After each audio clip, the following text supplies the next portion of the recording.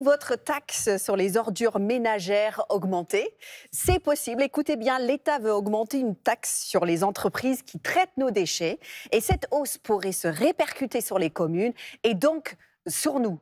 On va en parler avec notre invité de 7h15. Bonjour Grégory Carré. Bonjour. Et merci d'être avec nous. Vous êtes directeur de l'Observatoire de la consommation de l'UFC Que Choisir. Alors c'est quoi cette histoire Pour commencer, qui est concerné par cette taxe et sa possible augmentation? Alors, tout le monde est concerné en fait. On parle de la gestion de vos déchets ménagers, c'est-à-dire que tout ce que nous on jette à la poubelle, c'est une compétence de vos communes. C'est vos communes qui finalement doivent s'occuper de récupérer ces déchets et de les retraiter. Alors, quand on parle de retraités, il y en a qui vont être effectivement recyclés, il y en a qui vont être incinérés, etc. Et toutes ces activités-là sont soumises à une taxe qu'on appelle la TGAP, et cette taxe, elle est régulièrement revalorisée.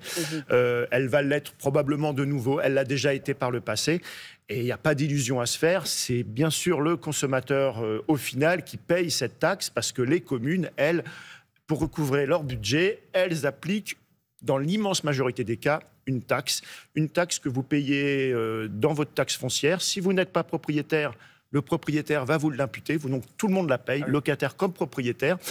Et on ne le voit pas en fait, c'est un peu caché là dans le taxe financière.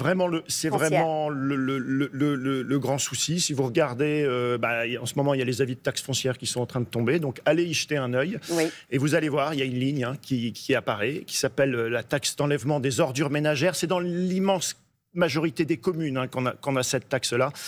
Et cette taxe, elle est loin d'être faible, parce que quand on regarde quelques avis, c'est 20-25% de l'ensemble du montant de la taxe foncière qui est représenté par cette taxe-là. C'est très important. Alors pourquoi cette taxe augmenterait? Et de combien? Alors, cette taxe, il y a deux raisons. Il y a la raison officielle et il y a la raison officieuse. Alors, officiellement... On veut les deux. Officiellement, effectivement, les déchets, c'est très polluant. Et des déchets, on en émet beaucoup. On est à 500 kilos par personne et par an. C'est titanesque. Une demi-tonne par personne. Donc, l'objectif, effectivement, ça pourrait être de réduire les déchets. Là, c'est plutôt que ces 500 kilos soient un peu mieux retraités. C'est-à-dire que essayer de récupérer le papier pour en refaire du papier. Voilà.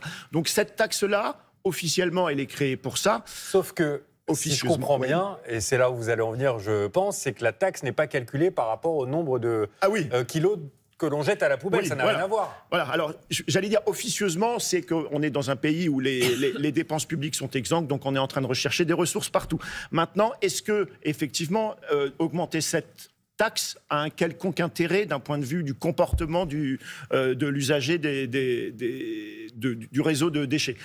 Non, en fait, parce que cette taxe, elle est complètement indépendante de volume de déchets que vous allez produire. Si jamais vous payez au prorata des volumes de déchets que vous produisez, ça pourrait avoir un intérêt. Plus vous payez, plus vous avez de déchets, plus vous payez, vous êtes incité à réduire vos déchets. C'est pas du tout le cas. La taxe que vous payez sur les déchets, elle est calculée finalement au prorata de la valeur foncière de votre bien. Voilà.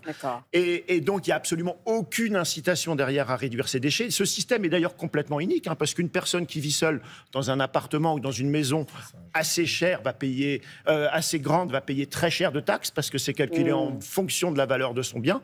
Et puis, à l'inverse, quelqu'un qui produirait beaucoup de déchets, mais qui aurait un petit appartement, ne serait pas véritablement imputé. Donc, ce système, il est assez problématique. Ça fait très longtemps à l'UFC Que Choisir qu'on appelle à une révision de ce système.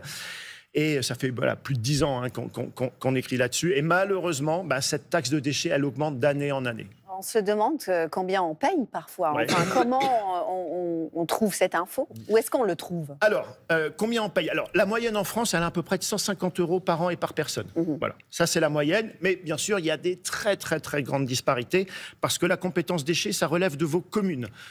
Il faut savoir qu'en France, il y a 34 000 communes. On parlait de l'Europe là avec Erasmus. En France, il y a à peu près 70 000 communes. Vous voyez, donc la moitié des communes d'Europe, elles sont en France. Donc on voit qu'en termes de gestion, c'est vraiment pas optimum. D'ailleurs, elles sont obligées de se regrouper entre collectivités. Mais donc il y a des très grandes hétérogénéités. Sait-on d'ailleurs quelles sont les villes qui payent le plus en France et celles qui payent le moins? Alors il y a une très bonne carte. Je vous invite à la visiter. Elle est sur le site de Que Choisir. Vous tapez votre code postal et vous allez voir combien vous payez. Alors ici, on est à Paris. À Paris, vous savez à combien on est? On paye cher. 200 300 € par an et par personne. Ah, donc le double de ce que vous avez annoncé. Le double, voilà. Alors, Paris n'est pas... voilà. Limoges, c'est très bien. Limoges, on est à 100 € par personne. Je vous rappelle que la moyenne est à 150 €. Marseille, c'est pas terrible. Lyon, c'est plutôt très bien. Rennes, c'est très bien. Caen, c'est intermédiaire. Lille, c'est pas extraordinaire, etc. Et Brest, c'est la ville où on paye le moins de taxes, 67 €. Voilà. Donc, en fait, c'est pour ça qu'il faut sensibiliser vos élus. Il y a une disparité au niveau local. Il y a des communes qui gèrent très bien et il y a des communes qui gèrent très mal. Alors, on gère mal comment? Parce qu'on a trop de déchets. Ça veut dire qu'il n'y a pas seulement les ménages qui balancent leurs déchets par ce réseau-là, mais il peut y avoir aussi des entreprises. C'est pas fait pour ça. Je vous rappelle que on parle des déchets ménagers. Et d'un autre côté, il y a des communes qui coûtent très cher. C'est-à-dire qu'on regarde le coût à la tonne de la gestion des déchets. C'est le cas de Paris. Par exemple, c'est complètement rédhibitoire. C'est souvent très cher à Paris, hein, vous avez remarqué. Voilà. Mais il n'y a pas de logique. Je sais pas, ils doivent faire le tour des boulevards avant d'aller à la décharge parce que c'est vraiment très très cher à Paris, effectivement. Juste pour vous dire, on paye en réalité déjà beaucoup plus parce qu'en 5 ans, on paye 20% de plus partout en France. Allez voir la carte, c'est intéressant. Il y a beaucoup plus d'infos aussi là pour vous tous. Merci beaucoup d'avoir été avec nous, Grégory Carré. Vous êtes directeur de l'Observatoire de la consommation de l'UFC Que Choisir.